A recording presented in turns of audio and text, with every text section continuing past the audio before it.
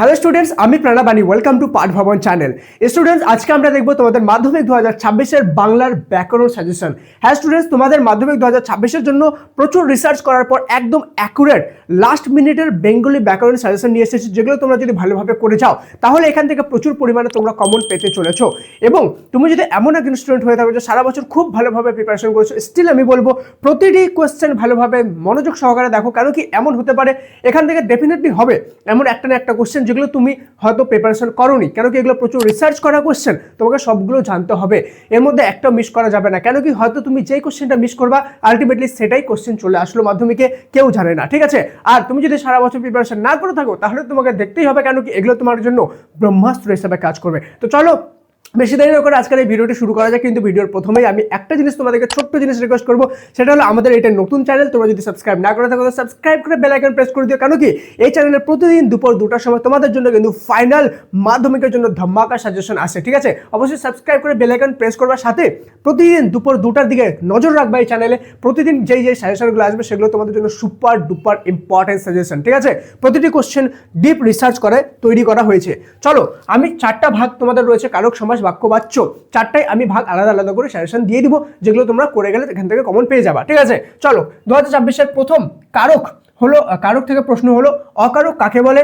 2 নম্বর ব্যতিহারী কর্তার একটি উদাহরণ দাও। 3 নম্বর তির্যক বিভক্তি কাকে বলে। 4 নম্বর নির্দেশক বলতে কি বোঝো।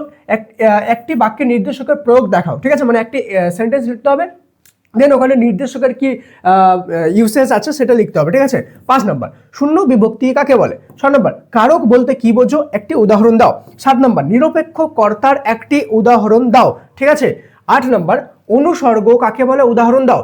9 নম্বর সহযোগী কর্তা কাকে বলে, উদাহরণ দাও। 10 নম্বর সমধাতুজ করণ কাকে বলে, উদাহরণ দাও। 11 নম্বর নিরপেক্ষ কর্তা কাকে বলে। 12 নম্বর প্রযোজক কর্তার একটি উদাহরণ দাও। 13 নম্বর অনুক্ত কর্তা বলতে কি বোঝো। 14 নম্বর বিভক্তি ও অনুসর্গের একটি পার্থক্য লেখো। 15 নম্বর বিভক্তি কাকে বলে। 16 নম্বর বিভক্তি ও নির্দেশকের দুটি পার্থক্য লেখো, ঠিক আছে। এরপরে চলে যাবো সমাস। সমাসে যাওয়ার আগে বলে দিই, তুমি ভিডিওটি অবশ্যই একটা লাইক করে দিও। কেন কি এই ভিডিওটি আমি কার জন্য বানাচ্ছি, আমার ডিয়ার স্টুডেন্টদের জন্য, তোমাদের জন্য শুধুমাত্র এত রিসার্চ করে যাতে তোমাদের মাধ্যমিকে ভালো রেজাল্ট করতে পারো তুমি। তো সাবস্ক্রাইব করে অবশ্যই বেল আইকনটা প্রেস করবা, একটা লাইক করে দিও, আর এই ভিডিওটি সমস্ত ফ্রেন্ডের সাথে শেয়ার করে দিও। আর একটা ইম্পর্টেন্ট জিনিস, এতদূর পর্যন্ত যারা যারা ভিডিও দেখছো এবং চাও যে এরকম বেঙ্গলি গ্রামারের মতো আমি ইংলিশ গ্রামারেরও ফাইনাল সাজেশন নিয়ে আসি, মাত্র লিমিটেড কয়টা, যেগুলো করে তোমরা 100% কমন পেয়ে যাবে। At least same question grammar common না আসলেও সিমিলার টাইপের যেন চলে আসে, ঠিক আছে। তাহলে তোমরা সবাই কমেন্টে MORE মোর লিখে আমার জন্য অনেকগুলো লাভ রিয়াক্ট দিয়ে দাও, ঠিক আছে। অনেকগুলো যদি লাভ রিয়াক্ট থাকে আর মোর লেখা থাকে তাহলে আমি অবশ্যই কালকেই তোমাদের জন্য ইংলিশ গ্রামার সাজেশনটা নিয়ে আসবো, ঠিক আছে। চলো এরপরে চলে যাবো আমরা আমাদের সমাসে। লাইক করে দিও একটা, ঠিক আছে। 1 নম্বর যে সমাস এর সমসমান পদগুলি নিত্য ও সর্বদাই সমাসবদ্ধ থাকে, কোনো ব্যাস বাক্য হয় না, তাকে কোন সমাস বলে। 2 নম্বর তেপায়া, এই যে শব্দটা আছে তেপায়া, এর বাক্যর ব্যাস কি বলে, ব্যাস বাক্য সহ সমাসের নাম লেখো। 3 নম্বর নিত্য সমাস কাকে বলে, একটি নিত্য সমাসের উদাহরণ দাও। 4 নম্বর সমাস ও সন্ধির দুটি পার্থক্য লেখো। 5 নম্বর উপপদ তৎপুরুষ সমাস কাকে বলে। 6 নম্বর বহুব্রীহি শব্দের অর্থ কি, ঠিক আছে। আর এটাও দেখে নিও যে বহুব্রীহি সমাস কাকে বলে, উদাহরণ দাও, ঠিক আছে। 7 নম্বর ব্যাস বাক্য সহ একটি দ্বন্দ্ব সমাসের উদাহরণ দাও। 8 নম্বর একশেষ দ্বন্দ্ব সমাসের একটি উদাহরণ দাও, ঠিক আছে। নেক্সট আলোপ সমাস কাকে বলে। 10 নম্বর রূপক কর্মধারা সমাস কাকে বলে। 11 নম্বর একটি বাক্যাশ্রয়ী সমাসের উদাহরণ দাও। 12 নম্বর মেঘে ঢাকা, এই যে শব্দটা আছে এই শব্দটি ব্যাস বাক্য সহ সমাসের নাম উল্লেখ করো।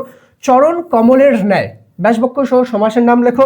14 নম্বর গৌর অঙ্গ যাহার, তাকে বলে গৌরাঙ্গ, ব্যাস বাক্য সহ সমাসের নাম লেখো, ঠিক আছে। আর নীল কমল, চরণ কমলের ন্যায়, ঠিক আছে, এটা হবে চরণ কমল। গৌর অঙ্গ যার, ঠিক আছে, সেটা হবে গৌরাঙ্গ।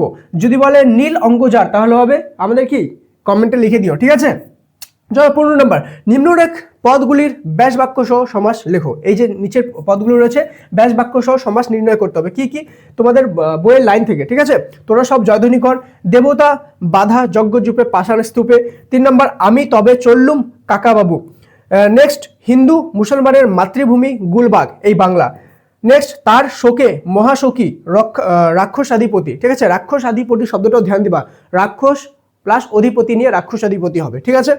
নেক্সট 16 নম্বর ব্যাস বাক্য সহ সমাসের নাম লেখো। এই যে এগুলো দেওয়া আছে এগুলোর মধ্যে সবগুলোকে ব্যাস বাক্য সহ সমাস লিখতে হবে, ঠিক আছে। অনুগমন ভোজ্য বস্তু পোশাক পরিচ্ছদ, সন্ধাননিক, ঠিক আছে, সৃজন বেদন, প্রলয় উল্লাস, রথ ঘর ঘর, জয়ধ্বনি, সিংহদ্বার, শিশু চাঁদ, প্রলয় নেশা। এই শব্দগুলো তোমরা যদি একটা জিনিস ধ্যান রাখবা, এখানে ব্যাস বাক্য সহ সমাস নির্ণয় করবা, ঠিক আছে। আর এই শব্দগুলোরই কিন্তু ব্যাস বাক্য সহ সমাস নির্ণয় করতে হবে। যখন এগুলো করে নিবা তোমার এমনিতেই এতগুলো করার পর আইডিয়া হয়ে যাবে যে কোনটা সমাস কি হতে পারে, ঠিক আছে। নেক্সট 17 নম্বর, ক্ষুদ্র গ্রহ, ব্যাস বাক্য সহ সমাসবদ্ধ পদটি নির্ণয় করো, ক্ষুদ্র গ্রহ। 18 নম্বর, শতাব্দী, শ্রীযুক্ত সমাসবদ্ধ পদ দুটির ব্যাস বাক্য সহ সমাস লেখো, ঠিক আছে। 19 নম্বর, পুলিশ স্টেশনে প্রবেশ করিয়া দেখা গেল, চিহ্নিত পদটির ব্যাস বাক্য সহ প্রবেশ লেখো, ঠিক কি বলে, সমাসের নাম লেখো। 20 নম্বর, দ্বারা ওই মানহারা মানবীর দ্বারে চিহ্নিত বাক্যটির ব্যাস বাক্য সহ সমাস লেখো, ঠিক আছে। এটা আমাদের সমাস এখানে কমপ্লিট। দেন আমরা দেখবো আমাদের বাক্যতে। ওকে, সাবস্ক্রাইব করে বেল আইকন প্রেস করবা, প্রতিদিন দুপুর 2টায় কিন্তু ধ্যান রাখবা, ঠিক আছে। প্রতিদিন দুপুর 2টায় আসে এখানে চেক করবা, দেখবা প্রতিদিন একটা ধামাকা করে সাজেশন তোমাদের দিয়েছি। আর যে সাজেশনগুলো দিব তোমরা দেখে অবাক হয়ে যাবা, কারণ কি মাধ্যমিক পরীক্ষা সেগুলো থেকেই আসবে, ঠিক আছে। বাক্য 1 নম্বর, ঠিক ইসাবের মতো জামাটি না পেলে ও স্কুলে যাবে না, যৌগিক বাক্য পরিবর্তন করো। এই বাক্যটি যে রয়েছে এটাকে যৌগিক বাক্যে পরিবর্তন করতে বলছে, ঠিক আছে। দেন 2 নম্বর, কথাটা শুনে তপনের সুখ মার্বেল হয়ে গেল, জটিল বাক্যে পরিবর্তন করো। 3 নম্বর, বাবুটির স্বাস্থ্য গেছে কিন্তু সুখ 16 আনাই আছে, 16 আনাই বজায় আছে, সরল বাক্যে পরিণত করো। 4 নম্বর, সরল বাক্যের বৈশিষ্ট্য কি, ঠিক আছে। সরল বাক্য কাকে বলে, জটিল বাক্য কাকে বলে, যৌগিক বাক্য কাকে বলে, উদাহরণ সহ ভালোভাবে একটু দেখে রাখবা, ঠিক আছে। দেন 5 নম্বর, কলম তাদের কাছে আজ অস্পৃশ্য, জটিল বাক্যে পরিবর্তন করো। 6 নম্বর, যৌগিক বাক্য এবং জটিল বাক্যের পার্থক্য লেখো। 7 নম্বর, নির্দেশ অনুযায়ী বাক্যটি পরিবর্তন করো। কোনটি, বৃথা আশা করিতে, বৃথা আশা মরিতে, মরিতেও মরে না, ঠিক আছে। এটি যৌগিক বাক্যে পরিণত করতে হবে, ঠিক আছে। দেন চলে যাব নেক্সট 8 নম্বরে, জেলেরা মাছ ধরছে, জটিল বাক্যে পরিবর্তন করো। 9 নম্বর, সংগ্রহ করেছিলে দুর্গমের রহস্য, জটিল বাক্যে রূপান্তরিত করো। 10 নম্বর, যে রক্ষক সেই ভক্ষক, সরল বাক্যে পরিণত করো। 11 নম্বর, আমি গ্রামের ছেলে, বাক্যটির উদ্দেশ্য ও বিদেহ অংশ চিহ্নিত করো। 12 নম্বর, বিদেহ প্রসারকের একটি উদাহরণ দাও। 13 নম্বর, বিমল বাবুর ছেলে হেঁটে হেঁটে স্কুলে যায়, বাক্যটি উদ্দেশ্য ও বিদেহ চিহ্নিত করো। 14 নম্বর, সূর্য পশ্চিম দিকে ওঠে, এটি বাক্য নয় কেন, খুব ইম্পর্টেন্ট একটা কোশ্চেন, খুব ইম্পর্টেন্ট। সূর্য পশ্চিম দিকে ওঠে, এটি একটি বাক্য নয় কেন, এটা হলো তোমাকে কিভাবে নির্ণয় করতে হবে, যে বাক্য নির্মাণের যে শর্তগুলো আছে সেখানে এখানে দেখাতে হবে যে এটা এই কারণে বাক্য নয়। ওকে। 15 নম্বর, যেই স্টেশন পৌঁছালাম তেমনি ট্রেনটি ছেড়ে দিল, বাক্যটির যোগ, এই যে এটা হলো এখানে কোটেশন হবে। ওকে, যে স্টেশনে পৌঁছালাম সেই ট্রেনটি ছেড়ে দিল, যৌগিক বাক্যে রূপান্তর করো। 16 নম্বর, অসৎ লোককে কেউ ভালোবাসে না, বাক্যটি প্রশ্নবোধক বাক্যে রূপান্তর করো। সিম্পল, এটাকে যদি প্রশ্ন বানাতে হয় কি বানাবা, অসৎ লোককে কেউ ভালোবাসে না, ঠিক আছে। এটাকে প্রশ্নবোধক বাক্যে কিভাবে বানাবা, যে অসৎ লোককে গিয়ে কেউ ভালোবাসে, ঠিক আছে। এভাবে কিন্তু বাক্যটাকে রূপান্তর করতে হবে। একটা জিনিস মাথায় রাখবা, যখন সেন্টেন্স ট্রান্সলেট করবা বা বাক্য পরিবর্তন করবা, বাক্যের যে মানেটা সেটা যেন চেঞ্জ না হয়। ওকে, যেমন আমি যদি বলি অসৎ লোককে কেউ ভালোবাসে, তার মানে কি অসৎ লোককে কেউ ভালোবাসে না, তো মানে একটাই থাকলো, কিন্তু আমি ট্রান্সলেট করলাম সেন্টেন্সটা বা বাক্যটা, ঠিক আছে, কিন্তু মিনিং কিন্তু একই থাকতে হবে। এটা জিনিস মাথায় রাখবা সবসময়, ঠিক আছে। চলে যাব 17 নম্বর, কারখানা ফেরত লোকেরা বাজার থেকে সবজি কিনছে, বাক্যটির সম্প্রসারিত উদ্দেশ্য ও সম্প্রসারিত বিদেহ চিহ্নিত করে, মেনলি উদ্দেশ্য আর বিদেহ চিহ্নিত করলেই হবে।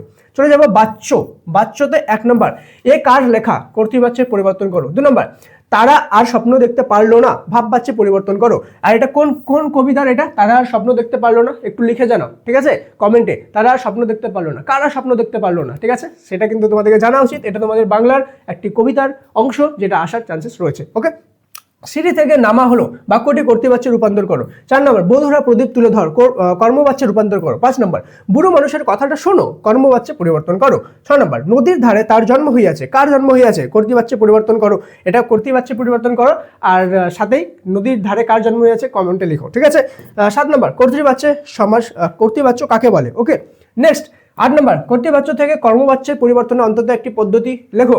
9 নম্বর, ভাব বাচ্যের একটি উদাহরণ দাও। 10 নম্বর, কর্ম কর্তৃবাচ্যের একটি উদাহরণ দাও। 11 নম্বর, বাচ্য কাকে বলে। 12 নম্বর, কর্ম কর্তৃবাচ্যের দুটি বৈশিষ্ট্য লেখো। 13 নম্বর, কর্ম কর্তৃবাচ্য কাকে বলে।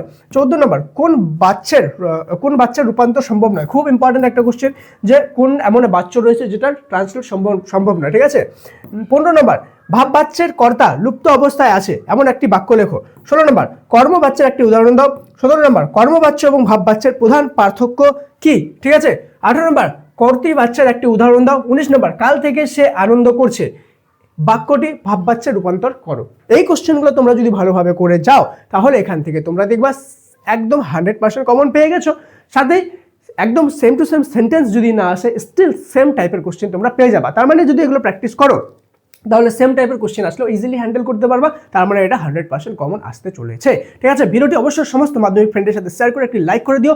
আর যদি জেনুইনলি মনে হয় আমি তোমাদের হেল্প করছি তো সাবস্ক্রাইব করে বেল আইকন প্রেস করে দিও, প্রতিদিন দুপুর 2টায় নজর রাখবা। আর যারা যারা এখনো পর্যন্ত পাস কোর্সে জয়েন করনি, পাস কোর্সে জয়েন করো, বেশি সময় নেই হাতে। ঠিক আছে, যে সাবজেক্টে প্রবলেম রয়েছে পাস কোর্সে জয়েন করো, অথবা কোনো যদি আমার ফ্রেন্ড থাকে যারা প্রবলেমে রয়েছে মাধ্যমিকে পাস করতে পারবে কিনা, তাদেরকে সবাইকে পাস কোর্সটা রেকমেন্ড করে দিও। ঠিক আছে, তাহলে মনে রাখবা সেই ফ্রেন্ডটা কিন্তু তোমাকে সারা জীবন মনে রাখবে। ঠিক আছে, আর পাস কোর্সের সময় চলে এসেছে, সবাই জয়েন হয়ে যাও যদি বেশি সময় নেই হাতে। ঠিক আছে, মাধ্যমিক পরীক্ষা চলে আসলো, দেখা হচ্ছে পরের ক্লাসে। ততক্ষণ পর্যন্ত মন দিয়ে পড়াশোনা করো, কালকে দুপুর 2টায় নজর রাখবা। Thank you so much and may God bless you all.